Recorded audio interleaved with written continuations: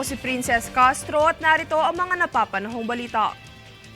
Muling nakapagtala ng mataas na aktibidad ang Bulkang Kanlaon kung saan nasa 337 volcanic earthquakes at halos magsa-10,000 tonelada ang ibinubugang asupre ng bulkan. May 1,000 metrong taas at malakas na pagsingaw rin ang naobserbahan sa Bulkang Kanlaon. Kaugnay nito ay pinagbabawal pa rin ang pagpasok sa 4 na kilometrong radius permanent danger zone nito. Asahan naman ang biglaang pagputok ng steam of phreatic explosion, bagamat nananatili ito sa alert level 2 status.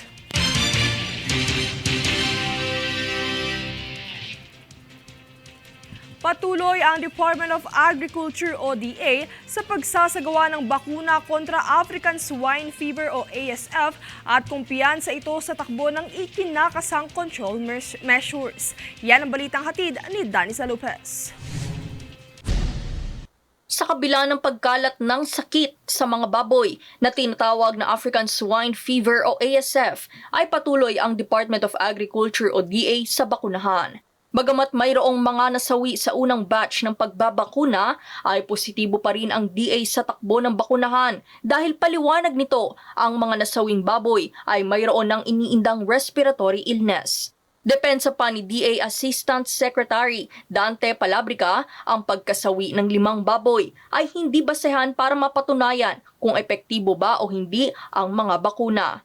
Dagdag pa niya, ang obserbasyon sa mga ito ay dumadaan sa malawak at malalim na pagsusuri kung saan ibinanggit din ito ang kahalagahan ng biosecurity protocols para sa mga hog raiser nang sa gayon ay mabigyan ng proteksyon ang mga baboy. Kasalukuyan namang naghahanap pa ang DA ng supplier para sa karagdagang supply ng bakuna kontra ASF.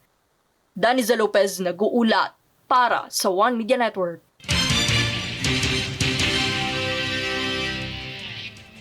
Samantala, nasamsam nitong kamakailan ang nasa 20,000 uncertified lead-acid batteries sa isang warehouse sa Barangay Manres, Quezon City. Ito ay matapos ang isinagawang raid operation ng puwersa ng National Bureau of Investigation at Department of Trade and Industry Task Force Kalasag at Fair Trade Group and Enforcement Bureau. Bunsod nito ay agad naman ay pinasara ng pamahalaang lungsod ng Quezon ang warehouse dahil natuklasang lumabag ito sa Philippine Standard License and Import Commodity Clearance at iba pang marking requirements sa ilalim ng Republic Act 4109, Executive Order 133 of 1987 at Republic Act 7394 of 1992 o Consumer Act of the Philippines.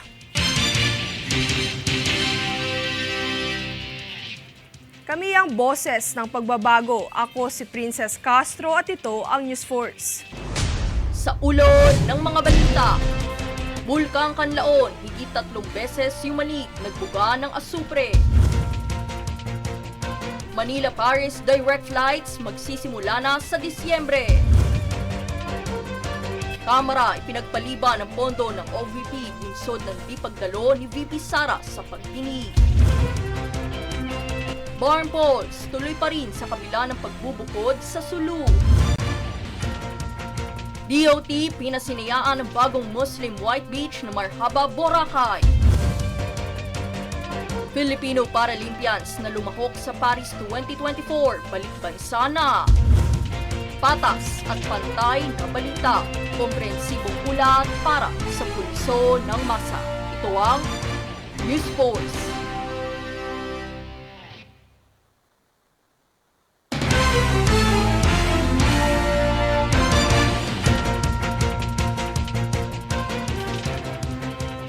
Ako si Princess Castro at narito ang mga napapanahong balita.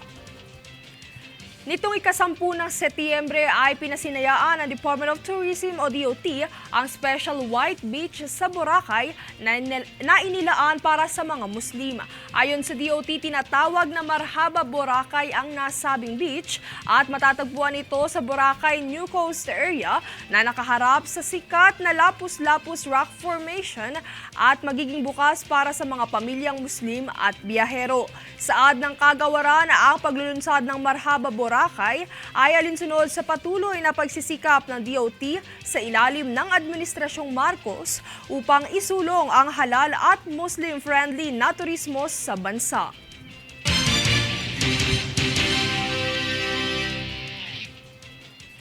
Pagdinig sa budget ng OVP, pinagpaliban dahil sa hindi pagdalo ni VP Sara Duterte. Yan ang balitang hatid ni Jade Buhoy. Ipinagpaliban ng House Committee on Appropriations ang deliberasyon sa budget ng Office of the Vice President o OVP matapos hindi dumalo si VP Sara Duterte sa pangalawang budget hearing. Ang hindi pagdalo ni VP Sara sa nasabing pagdinig ay pinunahan ni Manila Representative Bienvenido Abante Jr. dahil itinuturing itong bilang insulto sa Kongreso. Dito nagpahayag si Abante na hindi dapat ipagsawalang bahala ng anumang ahensya ang Kongreso kahit pa ang leader nito ay ang Vice-Presidente. Sa halip na ang OBP, ang mga opisyal mula sa Commission on Audit o COA at Department of Budget and Management o DBM ang sumagot sa mga tanong ukol sa budget ng OBP.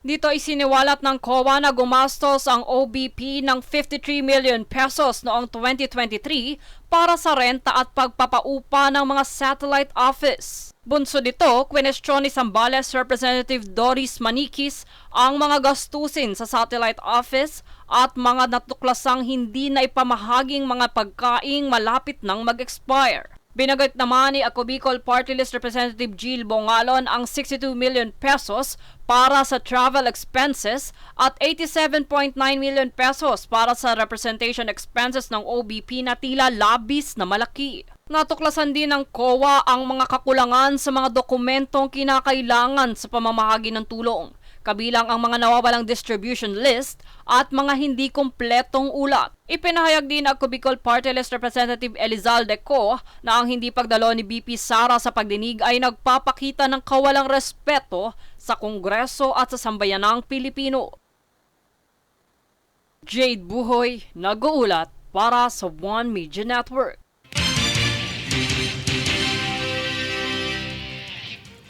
Ang pangunahing Disaster Response Unit ng Philippine Army na 525th Combat Engineer Forerunner Battalion at ang kanilang counterpart na Japan Ground Self-Defense Force ay nakiisa kamakailan sa isang Water Search and Rescue o WASAR training sa Taguig City.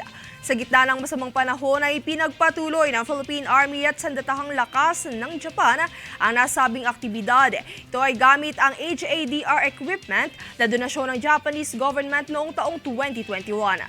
Ayon sa Philippine Army, ang pagsasanay ay bahagi ng 4 na taong HADR Cooperation Project Framework ng Japan at Pilipinas na naglalayong pahusayin ang kakayahan ng dalawang puwersa upang epektibong tumugon sa iba't ibang uri ng kalamidad at tulad ng pagsabog ng bulkan, tsunami, lindol at baha.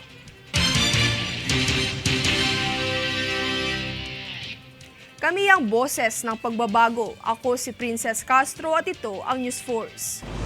Sa ulo ng mga balita, Bulkang Kanlaon, higit 3 beses yumanig, nagbuga ng asupre.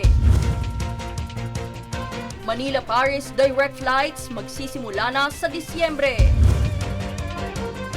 Kamara ipinagpaliban ng pondo ng OVP bunsod ng di pagdalo ni VP Sara sa pagdinig. Barn polls tuloy pa rin sa kabila ng pagbubukod sa Sulu. DOT pinasinayaan ng bagong Muslim White Beach na Marhaba, Boracay. Filipino Paralympians na lumahok sa Paris 2024, balik bansa na. Patas at pantay na balita, komprehensibong ulat para sa pulso ng masa. Ito ang News Force.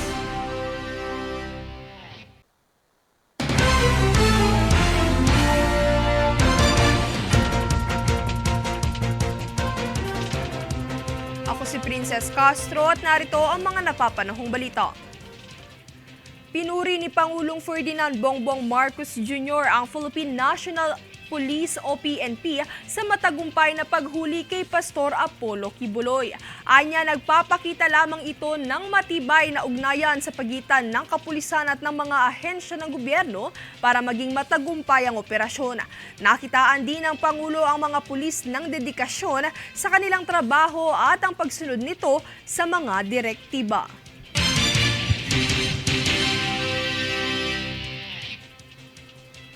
Sa naganap na launching sa Makati nitong Martes ng Tibok Pinoy na programa ng PPCRV, ibinahagi ni COMELEC Chair George Erwin Garcia ang ilang mga pagbabago sa sistema ng 2025 midterm elections. Ang kaganapan, iyan ang alamin sa aking ulat. Magandang balita para sa publiko dahil ibinahagi ni Commission on Elections o COMELEC Chair George Erwin Garcia ang planong paglalagay ng mga server sa isang data center na magsisilbing kagamitan upang mamonitor ang resulta ng unofficial tally ng election votes sa darating na 2025 midterm elections. Ang pahayag na ito ni Garcia nitong Martes ay mula sa launching ng programa para sa voters education ng Parish Pastoral Council for Responsible Voting o PPCRV na Tibok Pinoy na ginanap sa Makati City. Sa kanyang pagbabahagi, pinaliwanag nito ang magiging sistema sa naturang server.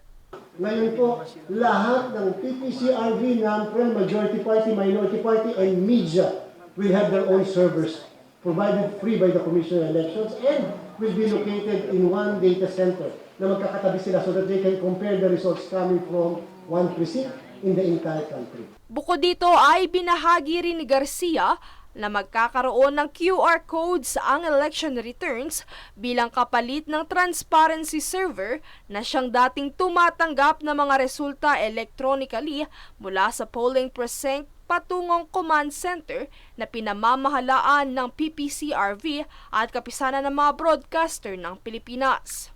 Yung po QR code, pwede po siyang i-capture. And yung summary ng votes sa presinto na andun din po sa QR code. Ibig sabihin, hindi na kinakailangang hintayin pa ng PPCRV. Yung mismong hard copy ng election returns coming from their coordinators and watchers. By just capturing the QR code, mapapadala na kaagad, mako-compare kaagad ang inapaskil doon sa labas ng presinto. Ano yung naipadala sa atin? Ano yung copy natin ng election returns? At ano yung nakalagay sa QR code? Dagdag pa ni Garcia, matapos ang pagbibilang, printing at transmission ng resulta, ipapakita ng COMELEC ang lahat ng ballot images na isinumite ng mga botante. Pinapayagan din umano ang pagkuha ng litrato at video ng inilabas na ballot images ng komisyon para manuwal na mabilang at makumpara ang boto sa mga presinto, election returns, na-transmit at sa datos na nakalagay sa QR codes. Samantala, nakatakda naman na i-roadshow ng COMELEC ang automated election system na Miro system sa Kongreso sa darating na Nobyembre kung saan kamakailang ipinahayag ni Garcia na bababa ito sa posisyon kung pumalpak ang sistema sa naturang okasyon basta hindi masabotahe. Ang Miro system ang Korean firm loan bidder na magde-deploy ng voting machines sa Pilipinas para sa 2025 elections. Princess Castro nag-uulat para sa One Media Network.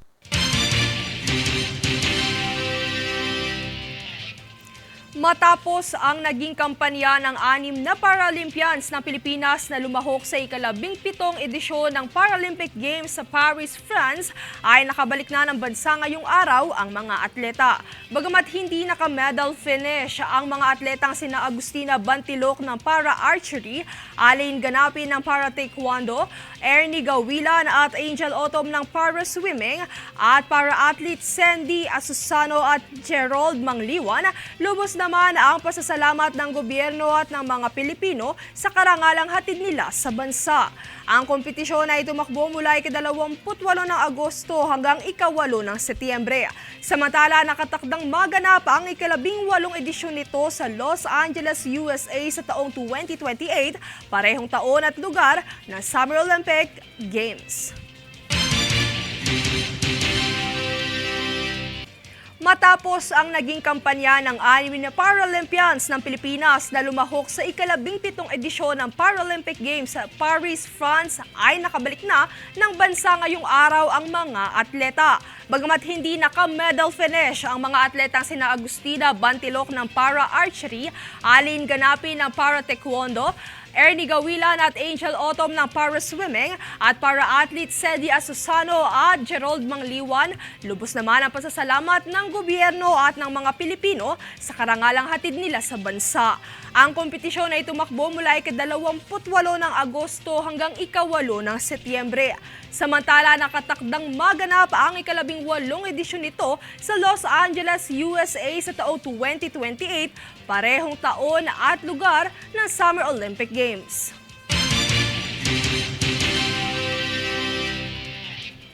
Kami ang boses ng pagbabago. Ako si Princess Castro at ito ang News Force. Sa ulo ng mga balita, Bulkang Kanlaon, higit 3 beses yumanig, nagbuga ng asupre. Manila-Paris direct flights magsisimula na sa Disyembre. Kamara ipinagpaliban ng pondo ng OVP bunsod ng di pagdalo ni VP Sara sa pagdinig. Barn polls tuloy pa rin sa kabila ng pagbubukod sa Sulu. DOT pinasinayaan ng bagong Muslim White Beach na Marhaba, Boracay. Filipino Paralympians na lumahok sa Paris 2024, balik bansa na. Patas at pantay na balita, komprehensibong ulat para sa pulso ng masa. Ito ang News Force.